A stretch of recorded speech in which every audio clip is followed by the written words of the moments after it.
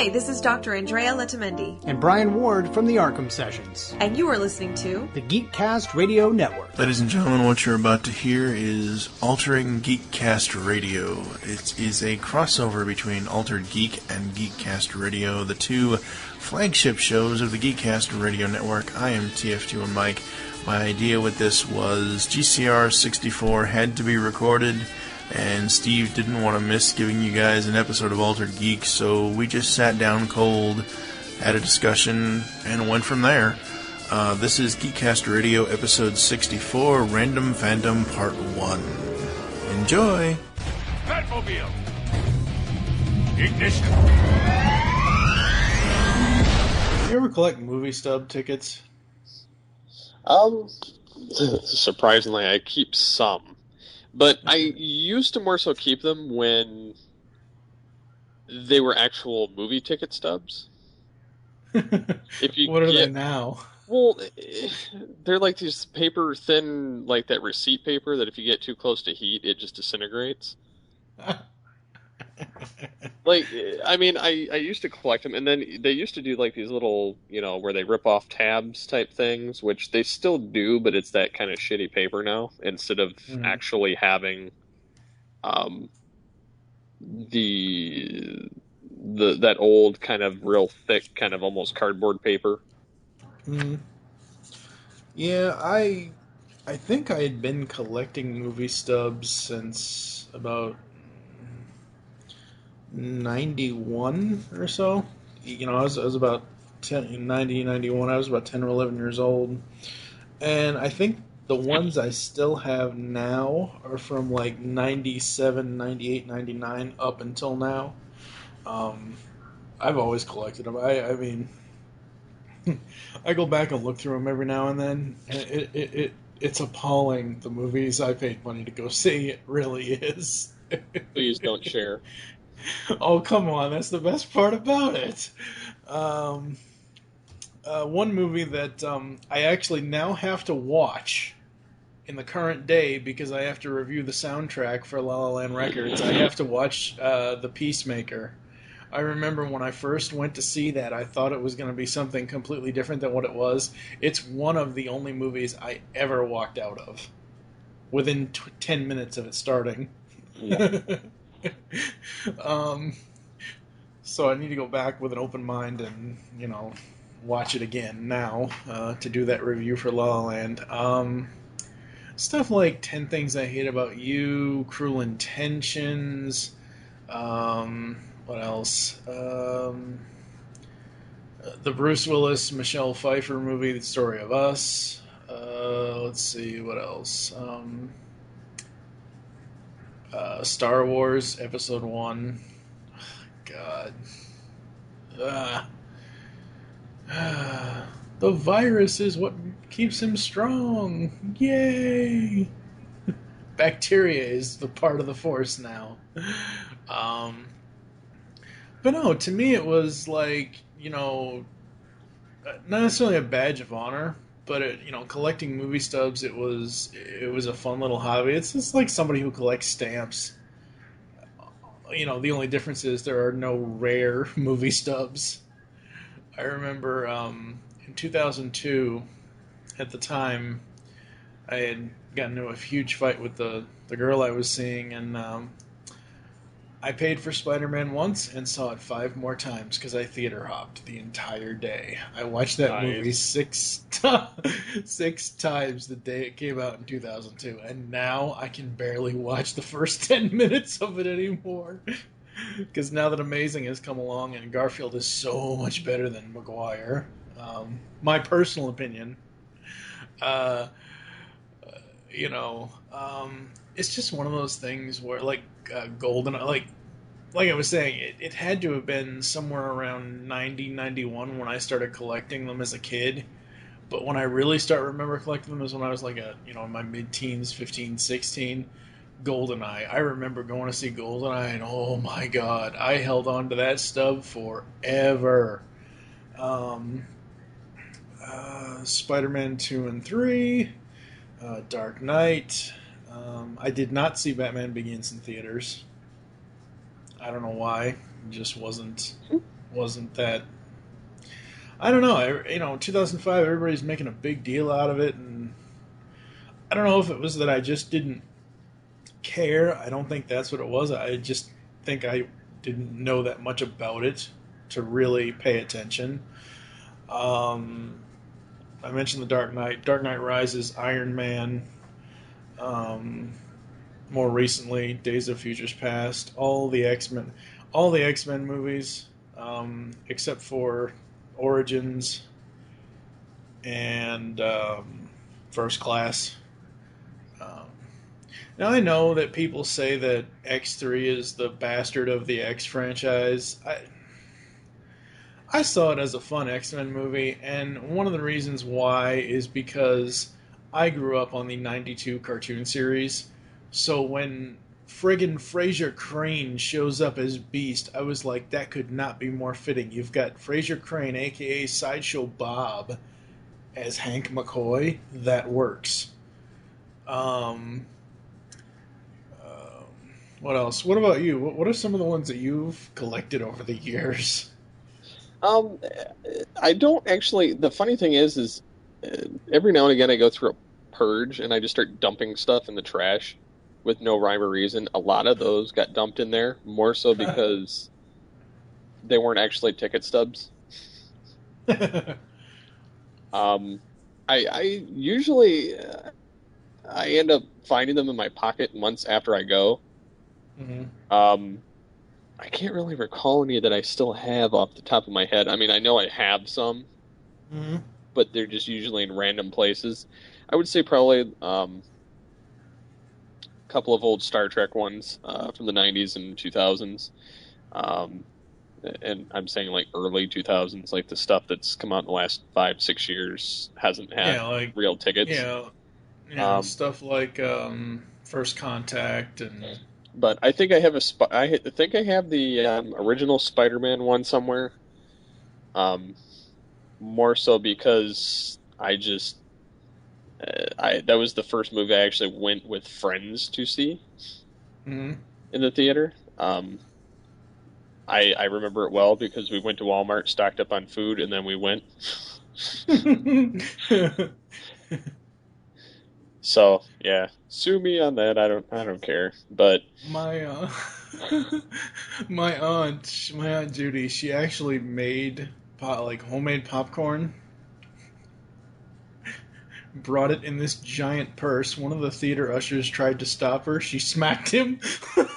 Did she get sent out? She just smacked his hand away. No, she was an elder, and it's like. Like, don't touch my shit, troll. Yeah, exactly. The funny thing was, I remember seeing 2 movies with her and my mom. Matthew Broderick and Inspector Gadget and Shrek. Oh, good Lord. 2. I'm trying to think if it was Shrek 1 or Shrek 2 or both. Maybe it was 3 movies, but yeah, no. I saw Matthew Broderick's Inspector Gadget in theaters. That's just sad, dude. That was a DVD movie all the way.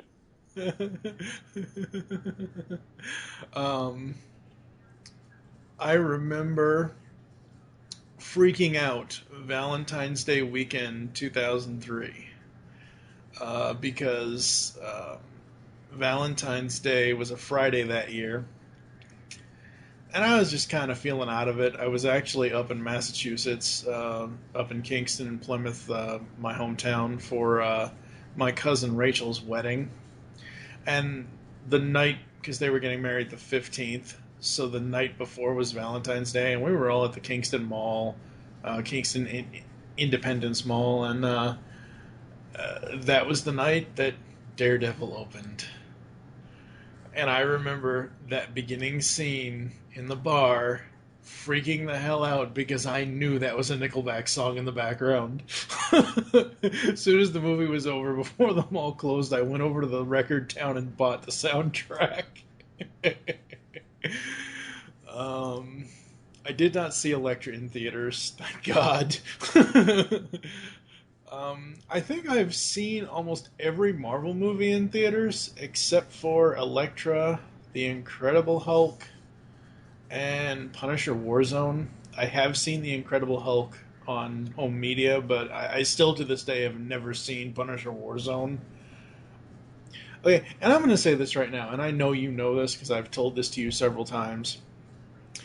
A trailer is an advertisement. If the advertisement looks like something I'm not going to be interested in, then I'm not going to go waste my money on it. And the thing with Punisher Warzone is, it's like 20 times... Like, I get it. The Punisher is a violent character. He kills people. I understand that. But compared to the 2004 Thomas Jane film, the Ray Stevenson film was like 20 million times more violent. And I'm not... Like, violence on that scale, it just doesn't speak to me at all, regardless of whoever the character is. I'm trying to think. What else? What are some of the more memorable movie theater experiences you can think of?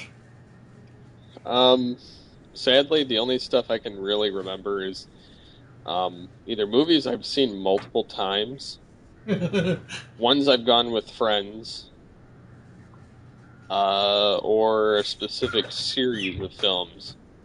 Like, I've seen every Star Trek film in theater since Generations.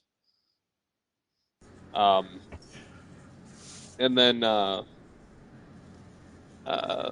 I've seen all the Transformers films in theater. I've seen all the Spider-Man films in theater. I've seen pretty much all the superhero films. Well, not all of them, but I would say a majority of them. Like, I've seen all the X-Men films and all the Wolverine films. I've seen all the Pirates films. Those are a lot of the ones I remember. And then, of course, there's the ones that I've gone with Booth Ninja. Like Batman. And then various other ones like that. Avengers and one of the Iron Mans. Spider-Man. So, I mean, I've a lot of those are ones that I tend to gravitate towards. A lot of the more obscure films I don't really go see in theater. I more so wait till DVD, but that's because I have limited opportunities to go to the theater. Yeah. So if unless it's a film Mary wants to see, or one that I have to see in theater. For instance, the last one I saw in theater without her was I want to say Star Trek, but I could have swore there was another film. It's one of those things where I can no longer watch the one genre that I have to wait for media release, whether it's DVD at Redbox or whether it's Netflix online streaming or iTunes. I can no longer watch romantic comedies in theaters.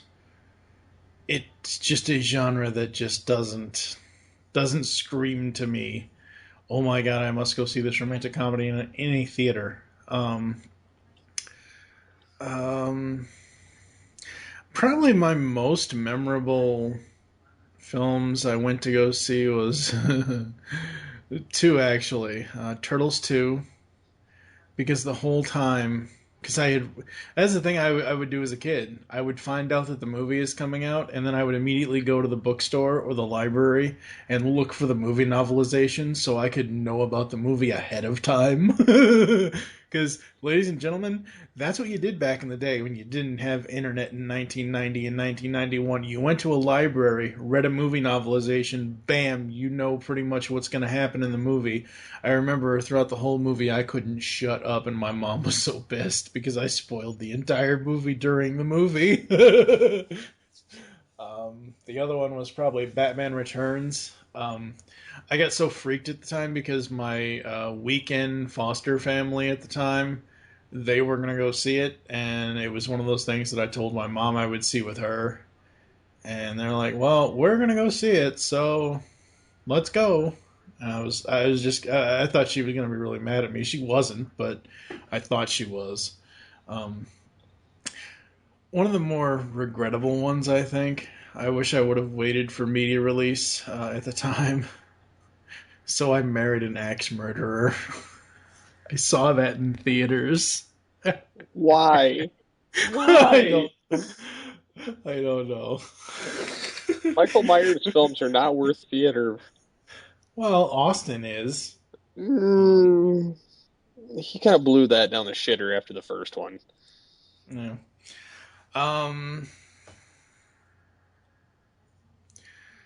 Let's see here. Are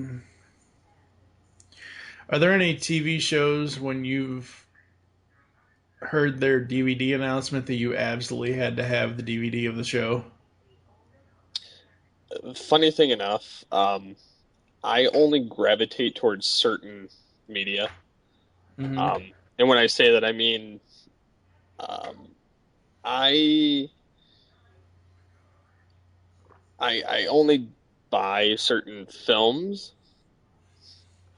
based on franchise alone, like Avengers, Marvel stuff, DC stuff, Turtles, Star Trek, that whatever. Or if it's a film that I just really like. But as far as TV goes, the only TV series that we've bought DVDs to, Supernatural. Supernatural, we bought it through the 6th season, and then we just quit buying the DVDs because, and it's not even that I don't want to support it. It's that we kept buying them, and we just don't watch them. Yeah, it's more so that a lot of the TV series that I own, I actually don't watch unless we're doing a review show for the most part, like the animated Batman the Animated Series, Beast Wars, Batman Beyond. Not that I wouldn't sit there and watch them. I just remember it's one of those blessing and a curse things. Because when Mary and I go to watch movies or TV shows, especially, and I'm going to go to the TV show end of it to begin with, but when we watch TV shows and it's a season finale, I have to download the season finale because otherwise she has no clue what's going on when the season comes back.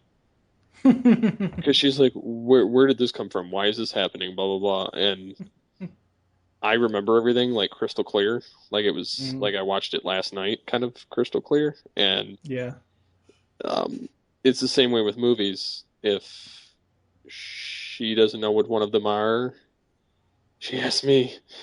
And I can usually remember what every film is about. Yeah. To the point it's irritating for me to watch them. And it's more so an irritant because I remember them so vividly that I don't want to watch them ever again. And I don't really have a choice. That's kind of a problem I have. Like, there are a lot of movies and TV shows and stuff like that I remember like, who doesn't remember every single line to Teenage Mutant Ninja Turtles, the original film? I don't, like, but that's because I don't know much. No. With the TV shows and the movies on DVD, I used to be so obsessive in my collecting those. And I got to a point in 2010, 2011 where financially I wasn't doing well at all. And I basically had to sell my entire collection. And honestly, I wasn't sad to see it go. Because number one, I needed to get myself back on track with my money. But number two, the entire year that I had lived in the apartment I was in, year and a half, I had 3 giant shelves. One whole section was TV on DVD, one whole section was animation, cartoon series on DVD, and then the other section was just regular movies. I would go over to it and be like what you said. Look through it. Nope, don't want to watch that. Nope, don't want to watch that. I've seen that too many times. I would go over to it wanting to pick something out to watch. I would never pick anything out to watch. And I'm so glad that I don't collect DVDs or TV shows on DVD anymore. Again, like you said, not that I don't want to support it, because I think it's an amazing format. But I've really lost all of the collecting bug that I used to have. Like 2007, 2008, I really got back into collecting, and I started with I spent $1,500 on 5 Transformers in 2008. Later that year, I would spend $800 on the 2008 BotCon box set from 2008. I was a die-hard collector because at the time I had a job where I was making exuberant amount of money that I could just throw away. But now,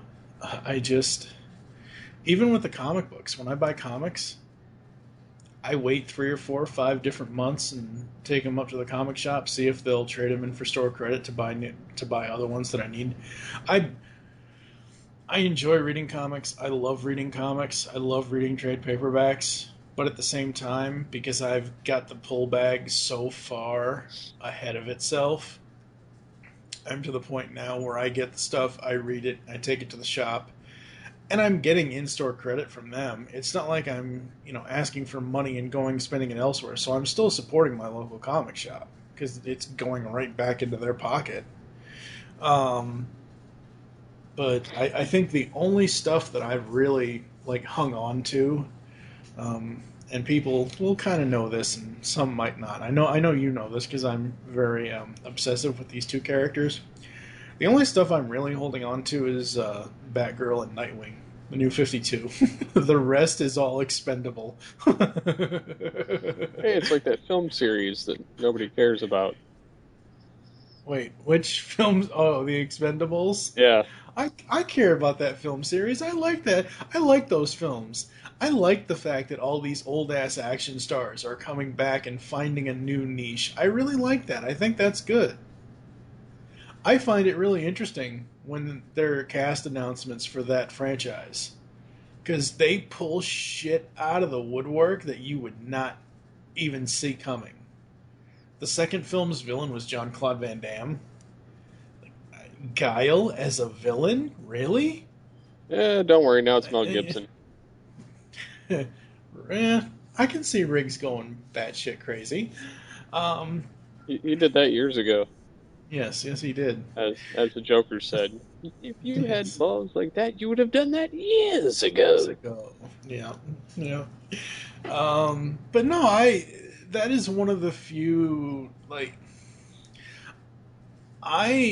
when it comes to actors and actresses in Hollywood, I'm more so looking for the old garb than who's up and coming and new. I've seen several Jonah Hill films. I hate that guy. I don't hate him personally, but I hate his acting.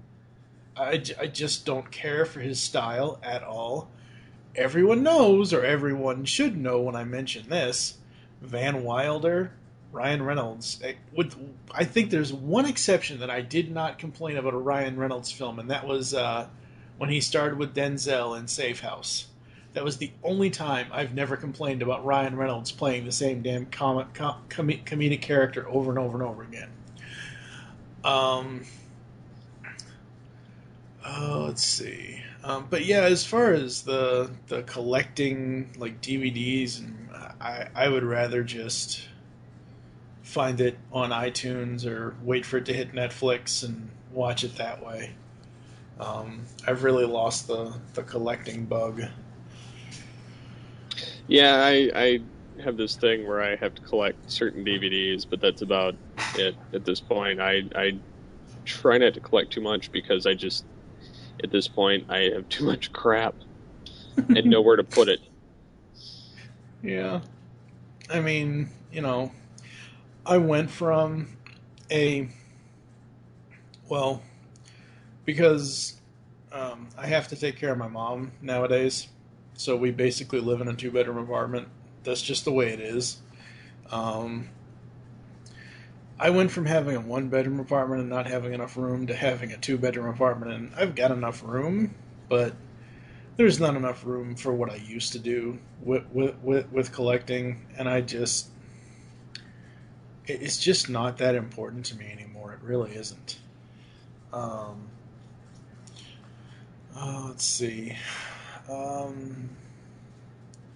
The funny thing is, I was telling this to a friend of mine the other day. I'm going to take the show in a little bit of a down note here, ladies and gentlemen. So if you want to fast forward a few minutes and not hear this story, go ahead. I found out Memorial Day weekend, or whatever weekend it was that I think it was, the weekend of the 24th of May, that my grandmother on my father's side passed away. Now, my grandfather on my father's side passed away when I was young, so I don't really remember him. My grandparents on my mom's side passed away in 2000 and 2007, so while obviously I still miss them and it still hurts and I'm still sad about it, it's not as fresh in my mind. So last month in April, my grandmother on my dad's side passed away. I felt like such a jerk all Memorial Day weekend because all as I can think of is a certain comic character death that I read about that Saturday. And then later that night I found out about her passing away. And I was like, oh my god, how much of a jerk am I that I was more emotionally rocked by a comic book character death, which probably, the character probably isn't dead, than my own grandmother. So, depression of the show is done, ladies and gentlemen. What else you want to talk about?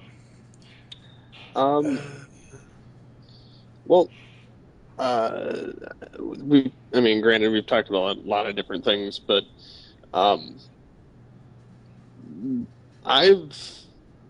lately, I've been learning house crap. And when I say that, I mean that in... Literally. Yeah, literally. It's definitely interesting. Like, we're learning how to put together a playset, like one of those backyard adventure park center things where it's made of wood and, all that. But the weird part about it is that I've never done any of this crap before, so it's definitely weird having to learn it all kind of just as I go. Yeah, but you're used to winging it. I mean, you wing it all the time, Typically. I tend to strive in my my winging ways. Yes. Well, let me ask you this. Are you and Mary, are you the personality that has to sit down, read all the instructions first, then go put it together? Or... No, I'm the one that looks at the picture and I can decipher what it is just by looking at it. Okay. Is Mary does she have a personality if she has to sit down, read all the directions, and then do it, or is she also a winger? Depends on what it is. Okay. The only reason why I ask is because when you're talking about playsets, my brain flashes to an episode of Good Luck Charlie where Bob... I know what you're talking about. The father... I've seen that one.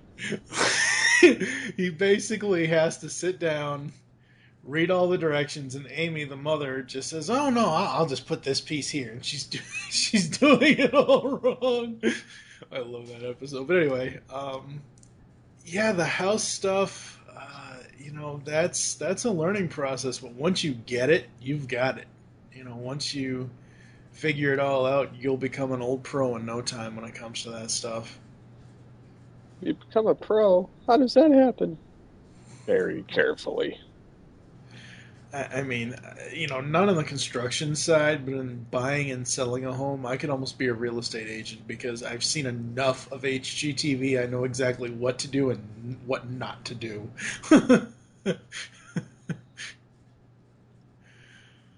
But yeah, I mean, I've put in laminate floors. I've put in vinyl tile. We've painted the entire house. We've plugged up teen holes. I have. We discovered when we tore up the last bit of carpet last night that was on one set of stairs that we have all hardwood that we have to learn how to refinish. Oh, jeez. Which we're gonna have help with, but There you go. Not really looking forward to it. There's still some other stuff that we got to take care of yet, but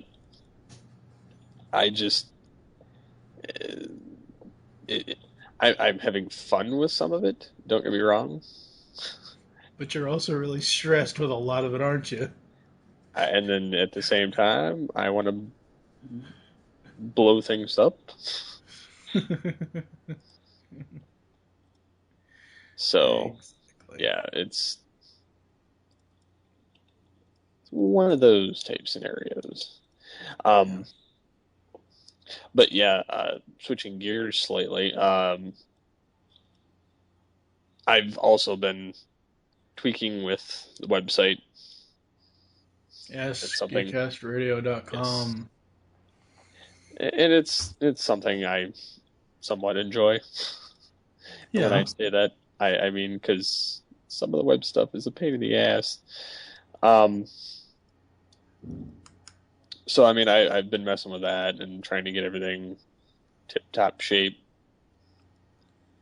for the year 5 reveal. Yeah, it looks good so far. I think everybody's really going to like it. I hope so, because it's a lot of work. Yeah. You people better like it. I don't see any reason why not, but it's... The tip jar is next to the door. Pay on your way out, people. Or Mike will come over to your house. Yeah, right. I'm way too lazy for all that. And he'll punch you in the throat. Oh god, now I have to put in the ending to Jay and Silent Bob. Oh god. Yeah, stuff that I'm really excited for right now is that surprisingly, even though I've seen all the trailers for Age of Extinction, but I haven't really, when we first did the news stuff for, I think the first full year we did news stuff together for a Transformers movie was Revenge of the Fallen. And all the news stories over on All Things Transformers that we kept doing just burnt me out on that movie. And then going to see it and realizing how bad it actually was, regardless of the writer's strike. I've pretty much avoided all spoilers. Not that I mind being spoiled. I don't. There are some things I mind being spoiled with. There's some things that... It's so stupid, okay? One of our fans, I had to actually block this guy personally on my personal Twitter because he kept telling me when a video was uploaded by a certain person or persons that I follow on YouTube. And I'm thinking to myself, do you not understand that I am subscribed to this channel? I get the updates on YouTube. I know I don't need to know when a video of theirs is coming out by you who have nothing to do with them. And then he goes, I honestly have no idea how the hell you can spoil a YouTube video. But this guy managed to do it. So there's that. Let's see, what else? I don't even know where I was going with that, but spoilers for Age of Extinction. I've seen the trailers. The trailers, what I love about Age of Extinction is the trailers are barely showing anything. Like, they don't show the entire how movie. A trailer should be. Exactly. That's how a trailer should be. I mean, you should get a glimpse of it, but not enough to sit there and make a full-blown opinion. Right, right. In other words, it's supposed to entice someone like you who automatically shuts down the information in their mind. Well, with certain things I do. With other things I don't. Um, so I'm excited for Transformers later in June. I'm on the fence about Libsyn's Turtles. Um, I, Which I'm we've talked really about that in length no. already. I know. I'm not gonna go down that rabbit hole. I'm just saying because I haven't really voiced an opinion on that lately, at least on either one of these podcasts. I'm very hesitant. I don't completely have zero expectations, but at the same time, I'm not getting my panties in a wad about the designs or about the voices or.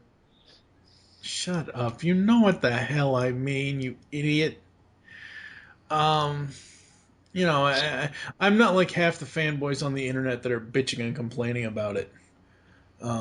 Which is kind of funny because you know how I usually bitch and complain about everything when it comes to media. But that's the fun. Complain? That's the funny thing, though. When everybody was voicing opinions, I think as far back as last year about Iron Man 3, about Man of Steel, about the new X-Men movie, about Captain America 2, about Amazing Spider-Man 2, I was just sitting back and watching the circus. And then I went and made my own opinion after I had seen the films. I think the only one I didn't do that with is the Lego movie, because I just can't get past the leg. Anyway, right now my main focus is comics because I'm really enjoying a lot of the stuff that I'm reading. Batman Eternal is great. Batman Beyond 2.0 is great. It was. Shh, don't. We don't know what's gonna happen. Keep it on. Wow, I can't believe I'm telling you keep an open mind. Wow. It's a trap. He switched. He dyed his hair. They both did. Wow. The turtle. Oh my god. As of this episode's recording, I usually buy trade paperbacks and hold on to them until whoever is going to be on an episode of the Pull Bag with me for that trade. Like Joe Reed from Off the Cuff is doing the ongoing IDW TMNT with me. As of this recording, I've had to not necessarily fast read, but I've had to read all of it to catch up to current because I'm going to be interviewing the editor from IDW, Bobby Curnow, in a few weeks. But the Turtles story from IDW, I mean, there's some stuff that might make people scratch their heads and might make people say, oh, that's not how it is, but oh my god, this story that IDW is crafting, the universe they're crafting for the Turtles and the ongoing, is like no Turtle story I have ever seen or read before. It's amazing.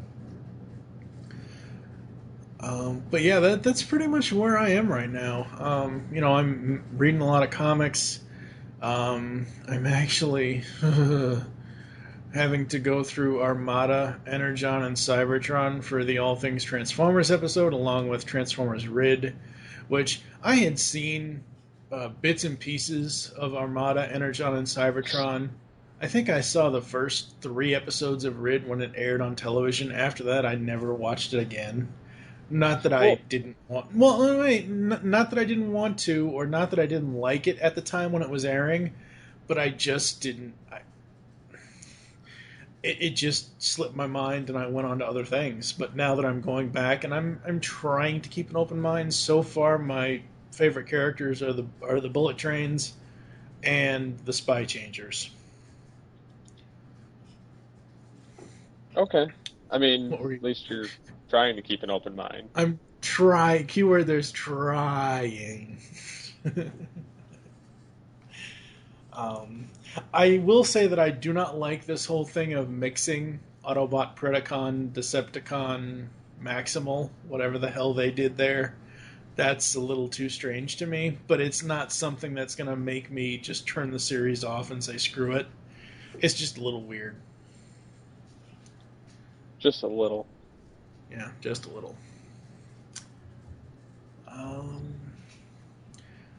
So where is your head when it comes to what you've got going on with geek media and all that stuff? Well, I'm currently trying to figure out a way to expand into other regions of it. Mm-hmm. Not quite sure what that cryptic response means, because it's kind of a cop-out answer without actually answering. Part of it you know, and part of it you don't. Part of it's like it's just trying to figure out something new to do that nobody else is doing, because it seems like there's an oversaturation of pretty much everything, everything in pop culture and geek media. You look at comics, you have, you had, what DC did with their new 52. Oh, let's have 52 different comic lines going. Oh, let's cancel 10 of them and then start 20 more. And then let's cancel 20 of those and start 5 more. And then let's cancel 40 of those and start 2 more. Or how many comics of Spider-Man, Batman, and Wolverine can we have? I mean, it's just it gets ridiculous after a while. And honestly, I've been trying to, because I hate to piss and moan about stuff. Mm-hmm. So I tend to try to figure out a way that I can still somewhat pay attention to it and not get irritated with it. Mm-hmm.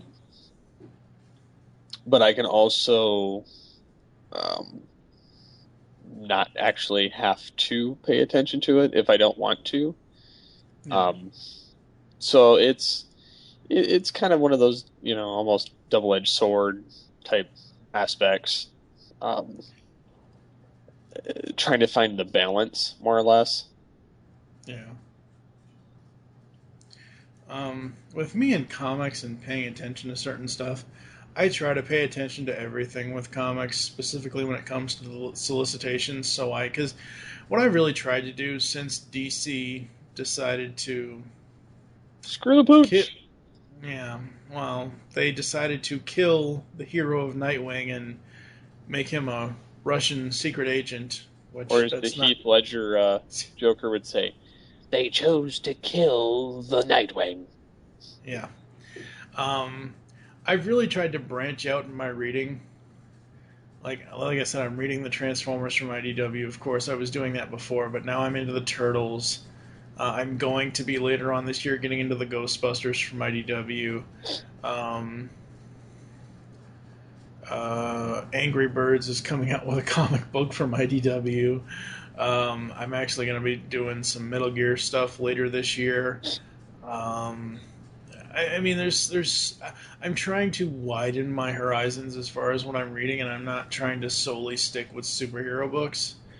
Because my superhero books have honestly very vastly diminished. They just have. It's just not. So there's that. With TV, there's always something on. I really don't look at the people that pay attention to the big networks all the time are like, oh my god, summer reruns, oh my god, no. And then, they don't realize that there's cable networks that usually air new shows in the summer that you might be able to get addicted to. Like, I know USA is coming out with new stuff, AMC, not TBS, TNT, all those things. So TV I'm pretty well and set for. Toys, go ahead. Well, I was going to say, with the TV, and since I've been wanting to bring this up for 2 weeks, have you watched Supernatural? No. At any point? No. I think I watched the first episode of the first season, but it's not a show for me. I'm not into supernatural kind of stuff. I mean, the most supernatural kind of stuff I get to is like Blade and Ghostbusters. And I know those are two very different things, but I'm just not into the whole supernatural kind of thing. So I don't dislike the show, but at the same time, I'm not going to form an opinion of something I've only seen one episode on, even though that's what I did with Agents of S.H.I.E.L.D. So you agree you do a cop-out? Well, only because I believe Coulson is still dead. But that's just my personal opinion. Well, I'm going to bring it up because it's been driving me nuts, and I want to talk about it. Go ahead. They switched as I alluded to the last episode of Altered Geek. They actually did something interesting. Yes. They changed the dynamic. Oh, jeez. Instead of having, because at the end of season 1, they find their dad, right. The two brothers, and it's so they're all driving this car, and then this demon thing, of course it puts them all in the hospital, and one of them's at the verge of death. Well, he was about to be taken away by a Grim Reaper, which the funny thing is the current show writer is actually pulling back from like the first 3 seasons and tying up loose ends that were just kind of left dangling there. But because that same Angel of Death, more or less, that was in that season 2 premiere episode, right? They actually did away with the character finally. But yeah, they had that brother, of course, stay alive because the dad forfeited his life for him to stay alive. Which it's one of those games that they play that I'll trade my life, or I'll trade this and I'll trade that. And they make deals with demons, and it never works out right. So, and then the season 2, the other brother dies, and then they find a way around that, and then the season 3, the other brother dies, and then it goes back and forth every season. They die and then they come back. They die and they come back, and there's different methods for every way. And so this recent season, it started to play the same game, the same song and dance, because last season the one brother was supposed to be closing the gates to hell, and he started this ritual, which he did the first 2, and then the last one was you have to cure a demon, and you use like holy blood kind of thing, and you just fill them with it, and then it brings them back to being human. Well, they had the King of Hell, and they were going to do it, and then this one brother was dying, and the other brother didn't want him to die, so they had him stop the ritual. So, I know this is all over your head, but I'm putting it in like plain terms without actually having to watch it. I'm following. But so this season, they kill this Knight of Hell that's supposed to be stronger than certain other people. Well, because the brother that saved the other one the previous season, this is the badass one. The other one's like the intellectual one. So the badass one gets this, because they try and tie it into like ancient mythology or the Bible, or like everything's kind of intertwined between angels and demons and creatures and everything else. But so he got this mark of Cain, so of like Cain and Abel from early Bible, and Cain at some point became a demon, but he's got this blade that can kill angels and demons. Because it's like a blade that he like more or less made somehow through. But anyways, he died at one point, and it brought him back as a demon. Well, they don't tell you that it brought him back. They just make you think that he is a demon. And so after he transferred his power to this brother kills this Knight of Hell. And the blade basically becomes like an addiction to kill. So he tries to kill this evil angel who's, pulling the strings, and it's it's Booger from Revenge of the Nerds. Oh my god. So he's like this pompous like ass, and he's supposed to be the scribe of God, so he just writes his own, he's like, oh, this would make for a great story and blah blah blah, and he's got this crazy grin, and he just, something about him bothers me in the show. But I like the King of Hell more than I like half these villains that are coming up, because he follows his word. He's bad, but he'll help them out. So anyways, this brother that's the badass that has the sword tries to kill this scribe of God, and this scribe of God more or less grabs a blade and shoves it through his chest, essentially beginning his death. And then he leaves. Then, of course, that brother dies at the end of the episode. So let me ask you really quickly. It seems like there's a lot of death between these two brothers throughout this entire show. What exactly is supernatural about them dying? The ways that they die and come back. Okay.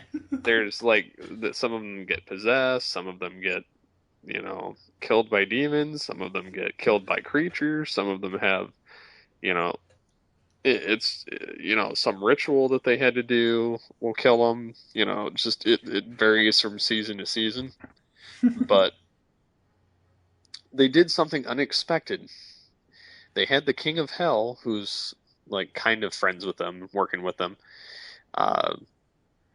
He narrates at the end, and the intellectual brother is trying to make a deal with this King of Hell to bring his brother back, which the other brother had done for him at one point.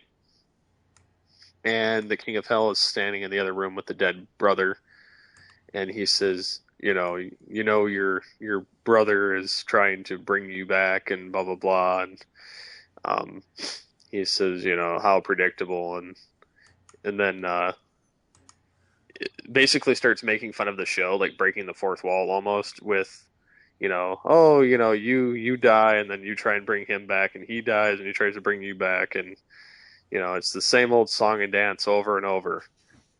Mm-hmm.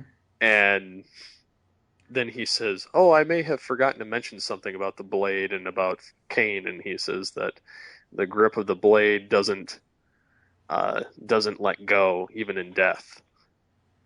Oh Lord. So he says this, and he says, feel what I feel, see what I see. Mm-hmm. And then he says, time to wake up. And then the brother opens his eyes, and it's black, which is the demon eyes, mm-hmm. which means now he's back as a demon, not as himself. He's himself, but he's a demon now. So which brother is the demon? Sam or Dean? Dean. Dean the demon. Great. Yep. He became a demon, which it says that they can, because the blade brought him back, and because he was in hell at some point.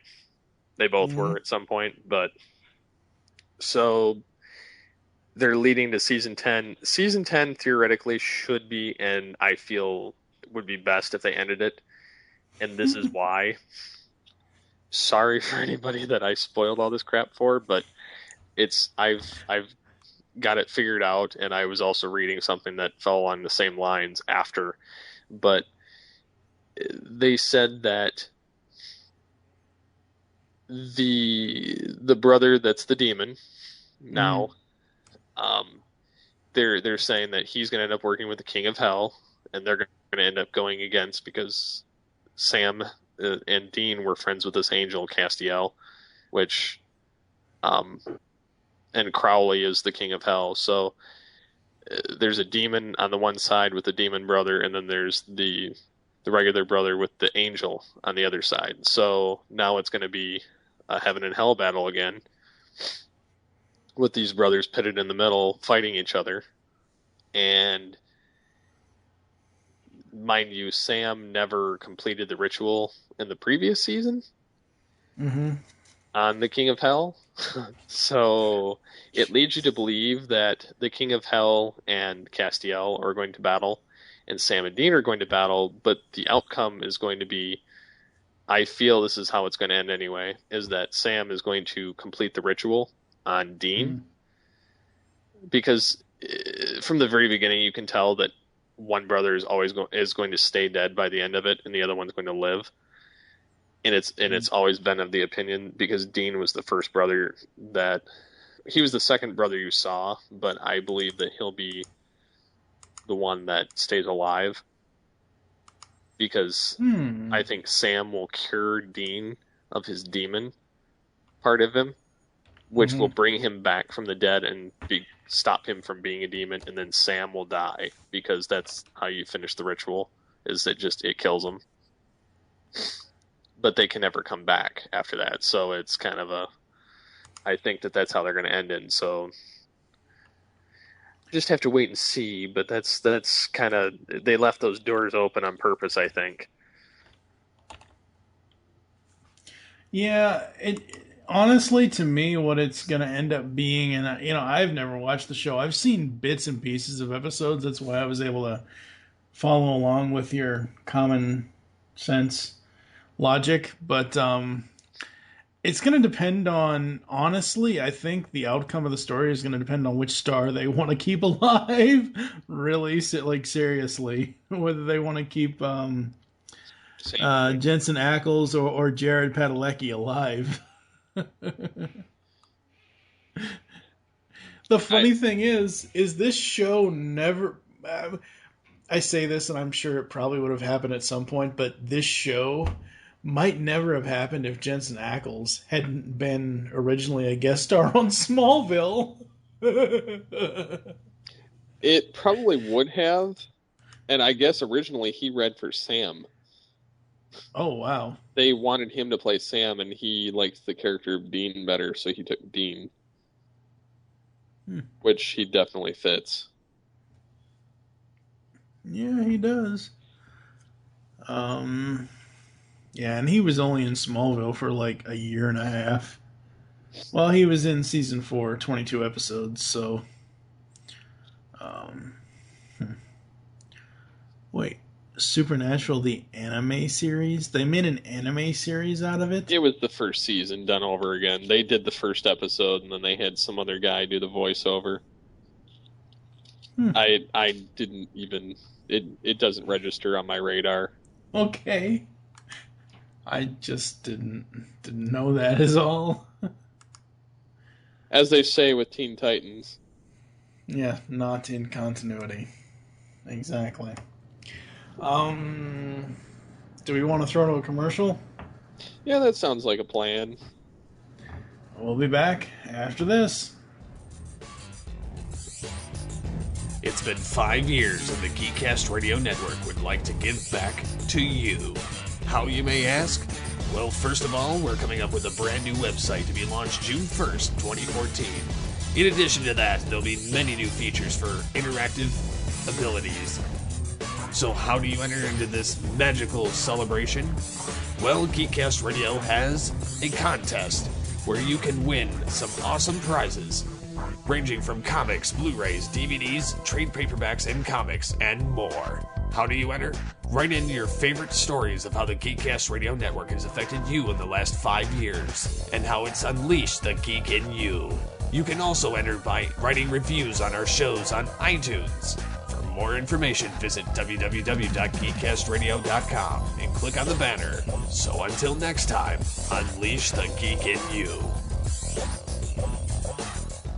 Sprint honors Steve's Facebook post on our new network. I have tickets to the show. Anybody want some? Message me. I'll take them. I said to message me, not post it in the comments. I disregard your request. Come on, man. No, follow private message procedures. You went rogue, now look at us. Having it out in the comment section. Dude, you've turned into a monster. You made me this way. Hi, my name is Dr. Andrea Letamendi, clinical psychologist. And I'm Brian Ward, nerd. And we want to invite you to listen to our new podcast, The Arkham Sessions. It's a podcast dedicated to the fun And geeky. analysis of Batman the Animated Series, episode by episode, We pay tribute to the writers and the stories of the animated series. while also exploring the very real psychology behind Gotham's rogues. And maybe even its heroes. All of this and more Each week on The Arkham Sessions. at underthemaskonline.com. You know when it's right. You know when you feel it, baby.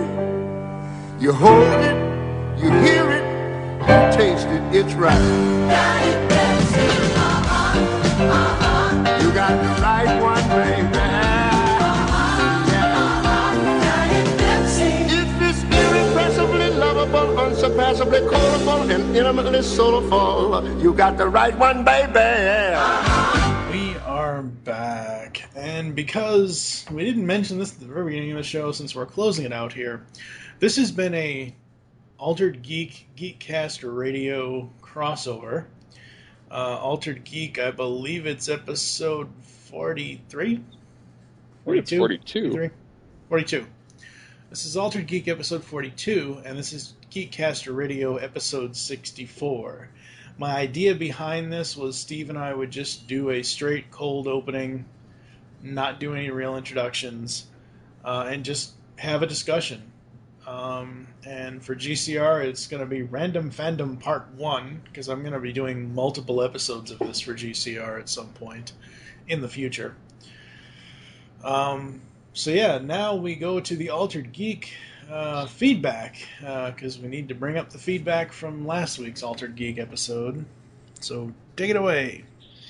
So, last week anyway, we were talking about TV shows, cable, season finales, everything else along those lines. So, we have a couple questions. One comes from Justin Washington saying, so what do you guys do when the shows end for the summer and we get into repeats? Any under-the-radar show you can recommend to get into during the summer? That's kind of what I was alluding to earlier in this episode. I don't notice a lot of repeats because I don't watch the big networks as much as I used to, like, say, 15 years ago. With all the cable stuff that's going on right now, it's almost like there are no repeats, because cable networks just... there'll be a random episode of, let's say, Rizzoli and Isles, or White Collar, or Breaking Bad, or something like that. There'll be a random episode of that, but they usually just start new shows. Like, AMC has like 3 or 4 new shows starting this summer, I think. FX has at least 4 or 5 new shows starting this summer. Yeah, I'm not watching anything that's right now going on during the summer, so there's not much I can recommend. The only one I'm really watching is Continuum. Mm-hmm. Because it started like a couple months ago. I think it's on like episode 9 or episode 8 or something like that for the season. And I watch Who's Line, which is kind of in there and out there. It's random, but it's been going on part of the time anyway. And truthfully, there's not really that much different than any other episode when you watch it, but I enjoy it.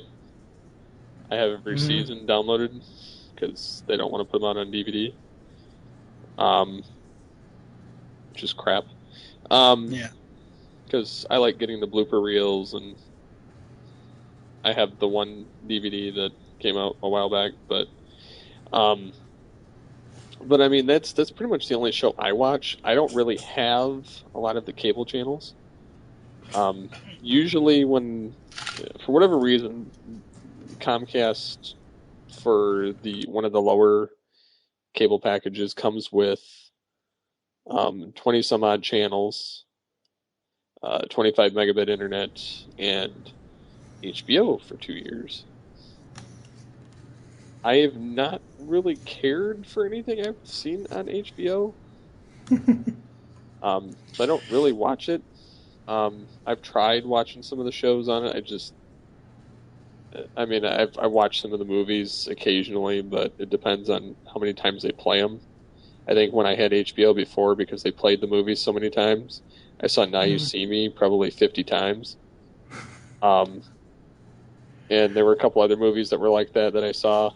What was the other one? It was the other Magic one that had Steve Carell in it. The Incredible Burt Wonderstone. I think I saw that just as many times. I could almost quote the movie. I've seen it so many times. So I mean, it's not bad. It's just they don't seem to play anything new. And I don't really watch TV shows off of those because I just call it what you will, call it poor taste, call it just personal preference. I don't care for any of it that's on there. I don't really go towards the medieval or the, for like, if they had things like Game of Thrones or, whatever, I don't get into that kind of stuff. That's stuff that my wife gets into more than I don't really watch any of that. And then I've tried watching Silicon Valley. It's interesting, but I found it very boring. Again, that's just my personal opinion. I watched a few episodes of it. I don't really like dry humor. Dry. Office Space was an exception. Yeah. But I for some reason, it doesn't resonate with me. So. I think one of the few times I've gotten into like medieval kind of stuff was, and I know you hate this movie, A Knight's Tale. I love that movie. I hate it. You just don't think there should be rock music in the Middle Ages. No, I don't even hate that. I just don't care. Yeah. I'm not real big into that era. No. What else we got for feedback? Well, there was the comment about oversaturation in news and marketing.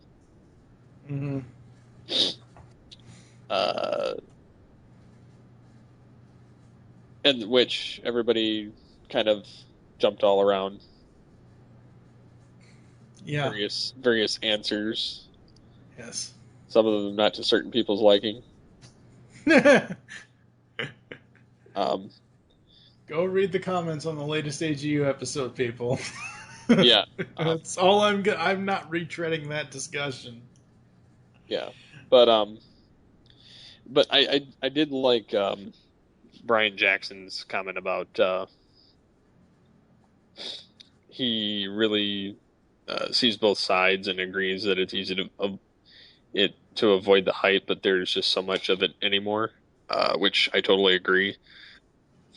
And then, of course, he says, people are so worried about content not giving legitimate opinions, which you can never worry about us not giving our opinion here on GeekCast Radio Network.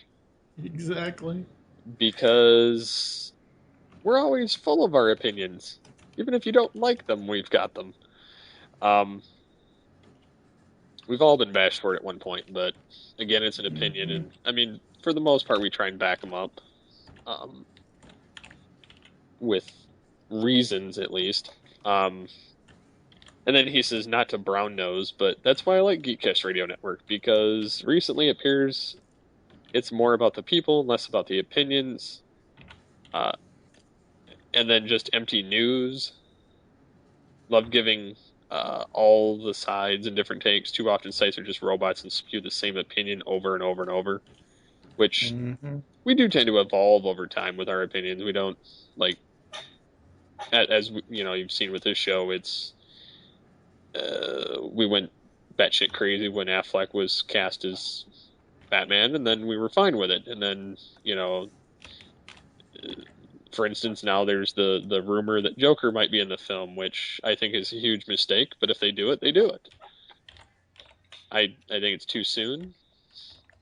I mean, if they're going to do the Legion of Doom, he wasn't in that anyway, so it doesn't matter.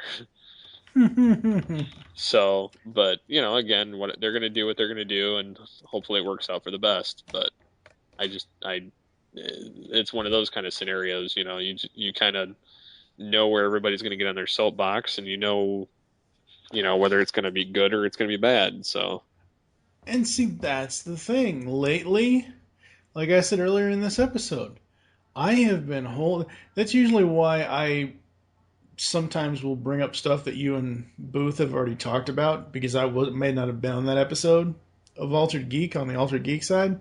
But I have been holding my tongue on a lot of my opinions on a lot of the stuff. Now, are you Batman. holding it because you don't want to get bashed, or because you're waiting to see more legitimate information before making an opinion? I want more. The Batsuit is the Batsuit. I honestly want to see. I mean, I like the new Batsuit. I honestly want to see like a full. God, no, I don't want to see. I was gonna say full frontal, but no, I want to see like a head. I want to see like a headshot or a. That's what she said too. How long is this? Proceed. I want to see like a headshot photo of Affleck in the suit or something. Like, I want to be able to see him, and the image we've seen so far is basically just him looking down like I said, Batman. Like the yeah. But I guess it's not more so that I want to hold my tongue in fear of me getting bashed for just putting an opinion out there, or it's not so much as me waiting for more information. It's me waiting to see what other people say and then form my own opinion once I see whatever it may, if it's Man of Steel 2 or if it's whatever, if it's X-Men 7 or 8 or whatever the hell number they're up to now. I'm more so holding my tongue because I want to see if, number one, I want to see the whatever it is, film, TV show. I want to see it and make my own opinion, but I want to see what other people are saying first at this point. It's kind of like if you were in an office and you're the last guy at the water cooler and you just hear the remnants of everybody else's conversation. That's kind of what I've turned into. Oh, God. I just realized I'm almost becoming a Milton. Oh, God. I'll put strychnine in the guacamole. I believe you have my stapler. Yes, I believe you have my stapler. If you could just do that, that would be great. Yeah. Don't forget those TPS reports. What else we got for feedback? All right.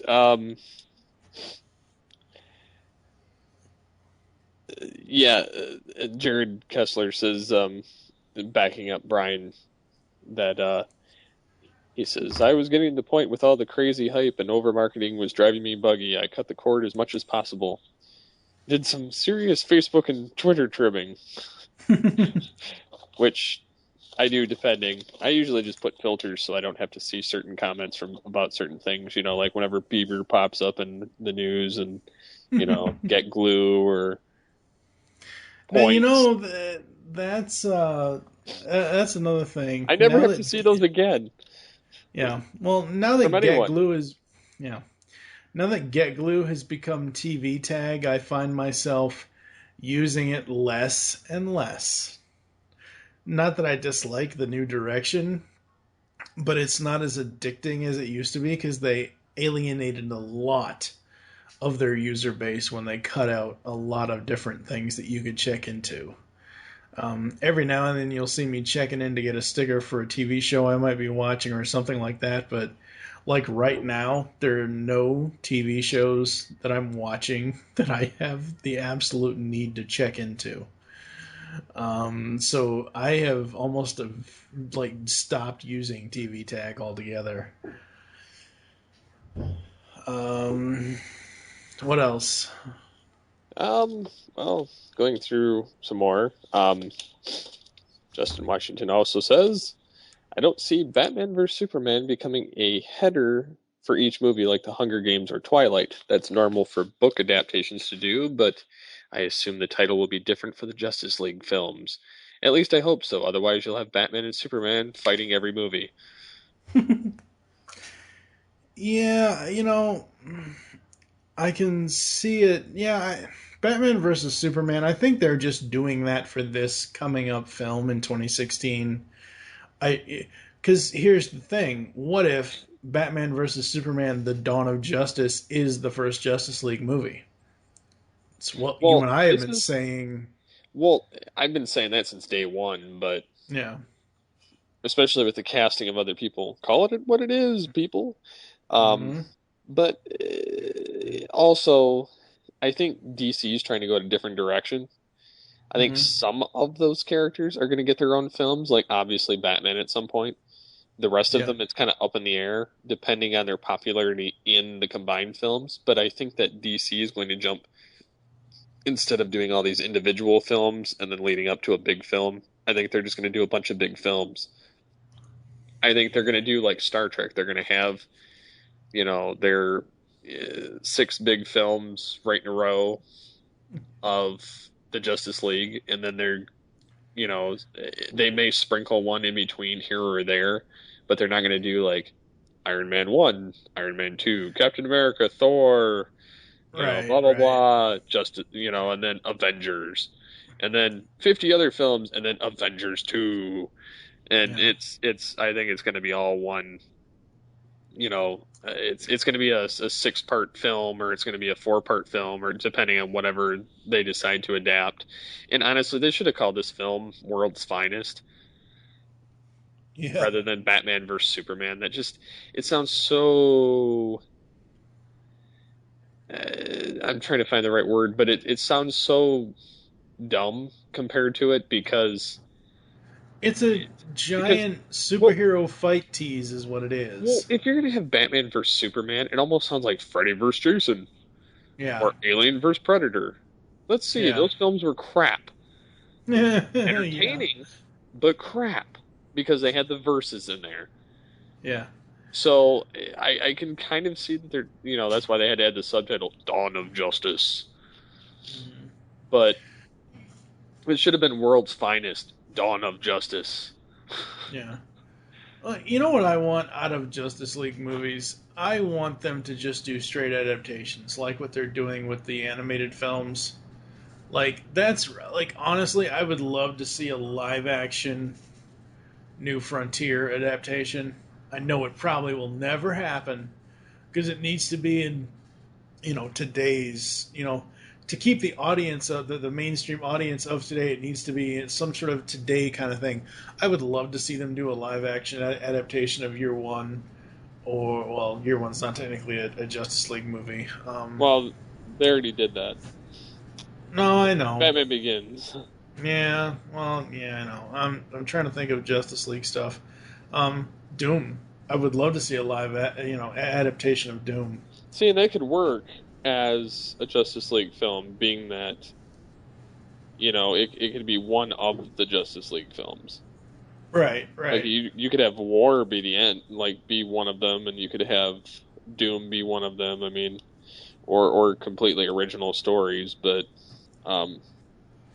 it's I don't know how we keep getting on that soapbox, but it's so easy to do. I know. But, most of the GCR listeners haven't heard that before, so there you go.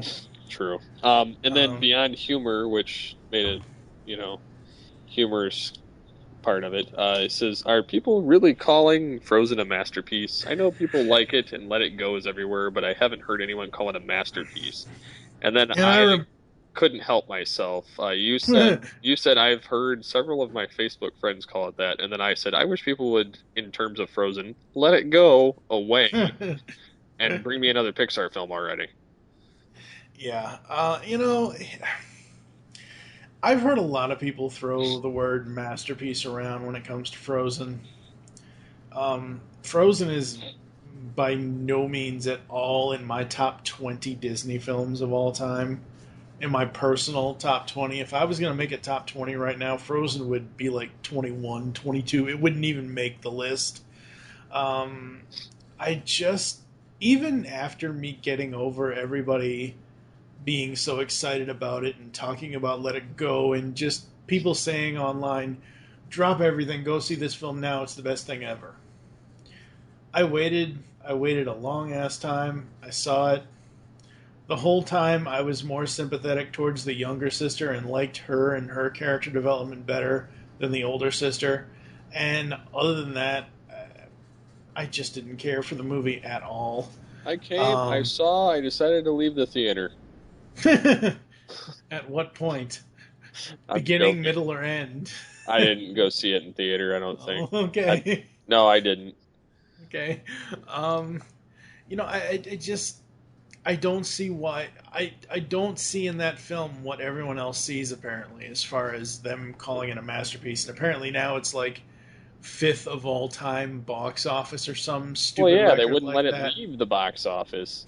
I know. It's like, we can't miss it if it never leaves. Yeah, really. It's like that bad relative that just won't go home. Oh, I told you to get your ass out of my house. I can't help it. Oh my god, that reminds me of the Bob Rivers group, the Christmas comedy group.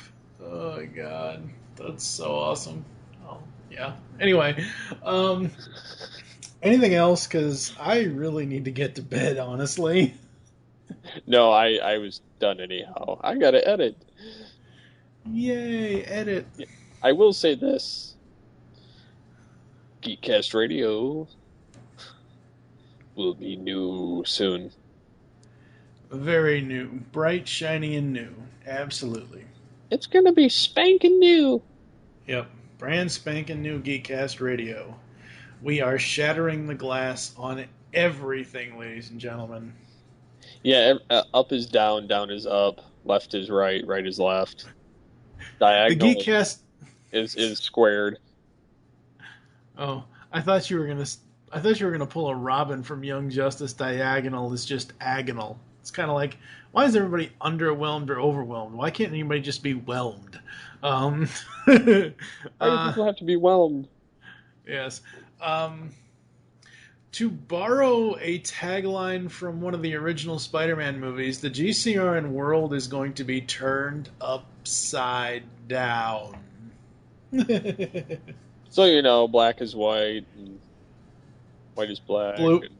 Blue is red, and blue and red together are purple, and Decepticons rule the universe. Yeah. So if you could do that, that would be great. Unleash the geek in you. We will catch you next time. Hello. Gotham Corner Store? Yes, we seem to be down to our last Diet Coke. A gentleman is on his way to pick some up. Just look for a black car. No, this black car will be rather difficult to miss. And by the way, the gentleman is usually in quite a rush. Just for the taste of it, Diet Coke. You've just listened to GeekCast Radio on the GeekCast Radio Network. There are several ways to get in contact with us or leave feedback for the show. First, visit the website, geekcastradio.com, where you can comment on all of our different podcasts. Second, you can rate our show and leave us feedback in iTunes. Third, follow us on Twitter at GeekCast Radio. Fourth, Become a fan on Facebook. Go to facebook.com/GeekCastRadio. Call the voicemail line 502-526-5821. Please remember to tell us the show you are leaving the message for and your name. So until next time, unleash the geek in you.